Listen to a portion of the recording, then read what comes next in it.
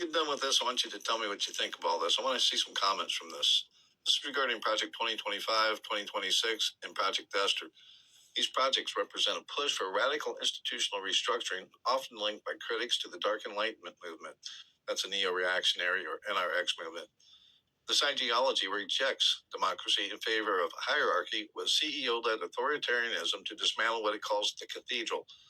That entails the media, academia, and the bureaucracy.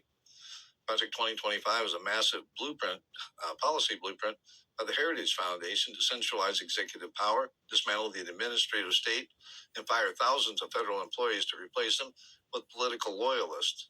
2026, often referred to, the continued implementation of these goals are specific state-level expansions aimed at the 250th anniversary of the United States, focusing on patriotic education, whatever you think that means, and further deregulation. Project Esther is a specific Heritage Foundation strategy designed to dismantle the pro-Palestinian movement by framing it as a Hamas support network. It utilizes legal and financial lawfare to target organizers and faculty. Their connection to Dark Enlightenment. This is something we really need to look into, Dark Enlightenment. Thinkers like Curtis Yarvin, goes by Mencius Moldbug when he was writing, influenced these projects by advocating for RAGE, a retire all government employees approach. The goal is to reset the government into a high efficiency authoritarian corporate structure. Critics argue these projects are the practical application of NRX theory, moving from online philosophy to active federal policy. They're taking place as we speak. Schedule F has been renamed, but it was implemented today.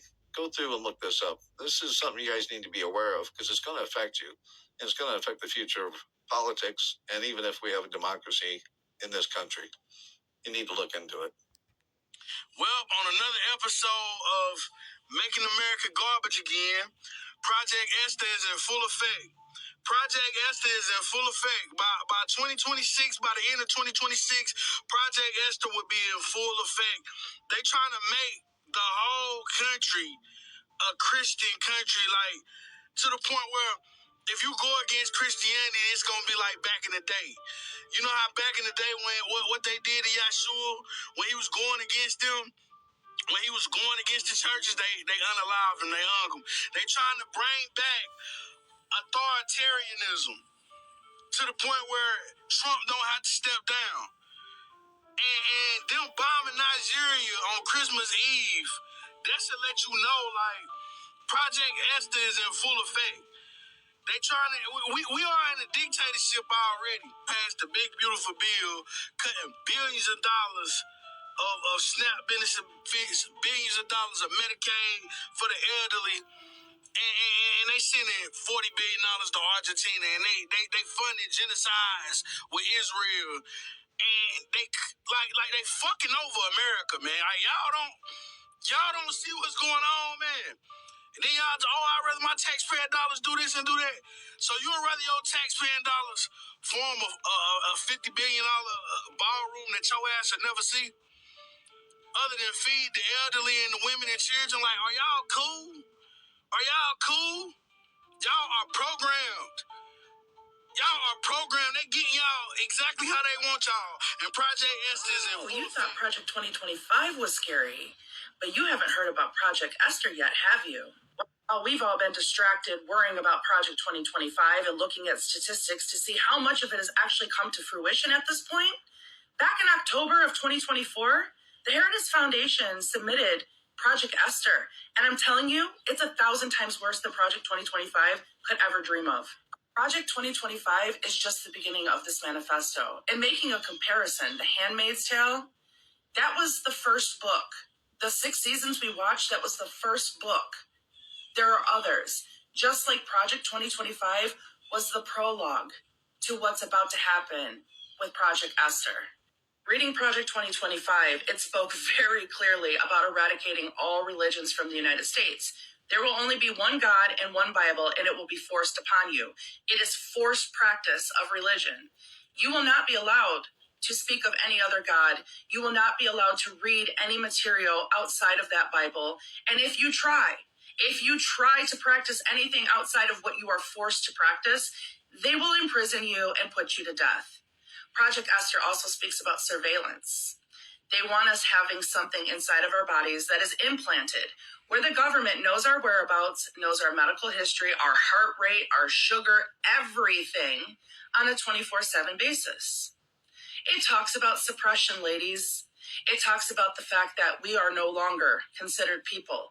We are the property of our husbands, meaning we no longer can drive, vote, have a bank account, go grocery shopping, wear what we want, have our hair the style that we want it. We are forced to be the property of our husbands and women. It speaks about sterilization. It speaks about when women are born, when girls are born, being immediately sterilized after birth.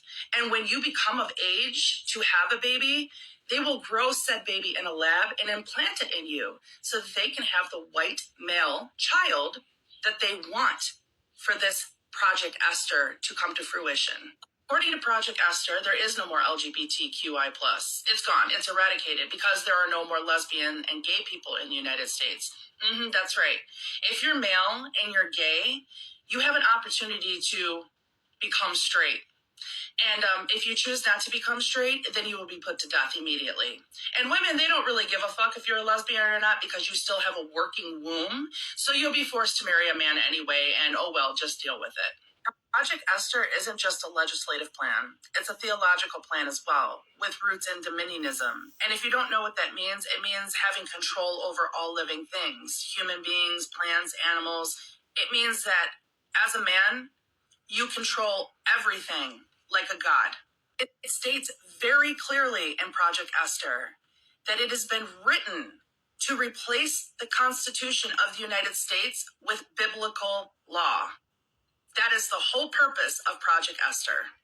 Criminalization of abortion with death penalty being the reward will be a national thing for all of us. It won't matter state by state anymore what your governor and your senators say. As a nation, abortion will be criminal and you will be put to death. All public and private schooling will be completely eradicated. All children will be homeschooled through religion. And the best part, chat, for anybody who resists, for anybody who defies this particular law, there are re-education camps to repurpose your brain, to make you more compliant and willing to be a servant of Project Esther's law. By the way, none of this is written in code. I'm not assuming or coming up with ideas based off what I read. No, this is quite literally how it's written. Very, very, very blunt for all of us to completely understand what we're about to face. Project Esther, like Project 2025, was written by the Heritage Foundation, so it's obviously backed by Christian nationalists. But it is so deeply rooted in white supremacy and Nazi rhetoric that it literally makes my skin crawl. And if it doesn't make your skin crawl, I need you to go right ahead and run this shit back and listen to what I said again. My lives about Project Esther keep getting banned, which means that this is something that you need to know about. Like, share, comment, spread this around so it doesn't keep getting lost and banned. Here's what's going on with Project Esther. Project Esther is put by the Heritage Foundation, which is a fundamentalist national Christian organization. It's who J.D. Vance is basically sponsored by. It's who did Project 2025. It's who's doing Project Esther, right? There's multiple points about Project Esther. Here's a couple takeaways. They want to label anyone who dissents, anyone who speaks out against the government, anyone who protests, anyone who posts things about social media against the United States, they want to label as terrorist, right? Anyone who dissents. They want to make it so that women are now ownership property of men. They want to do that by taking away our access to voting, taking away our access to banking card information, credit cards, access to bank account information. They want to they want to get rid of public education and private education and make fundamentalist Christian homeschooling education the only education that's allowed. If you choose to go against this, they want to send you to reprogramming camps. If you go against what they want to do, they want to send you to reprogramming camps. Does that sound familiar to you at all? Sounds like something that went on in Germany, right? So we've talked about labeling people as terrorists, dissenting. We've talked about what they want to do to women. Oh, if you're an LGBT person, if you're a man, they want to unalive you. Because again, it's the point is for fundamental national Christian America, right? This is what it is. So they want to sterilize women and use this as incubators, which you've already seen happen with Adriana Smith. The black woman who's used, her corpse was used as an incubator for her baby Chance, who was not doing well. Okay, so we've talked about a couple major points. Again, they proposed this about 6 months ago. They said they want to get it done in 2 years. So we have about a year and a half until they want to complete this. These are just a few of the talking points. There's many other talking points about Project Esther. It is very scary. It's coming for you, and it wants to kill you. I go live all the time when TikTok doesn't ban my live, and I help people figure out what they can do to escape, what they can do for money overseas, what they can do for visas, what they can do for residency, what they can do for citizenship. I don't get paid for this. I just left the U.S. a long time ago. I'm here in Chile. I'm about to drive into Patagonia. But I help people all the time figure out how they can get out of the United States. The time is now. There's not enough people who are willing to fight off what this literally is. It's a fascist empire. Not enough people are willing to physically fight this off, and so you need to leave. You need to flee. Let me help you come up with a plan to get out. I want to help.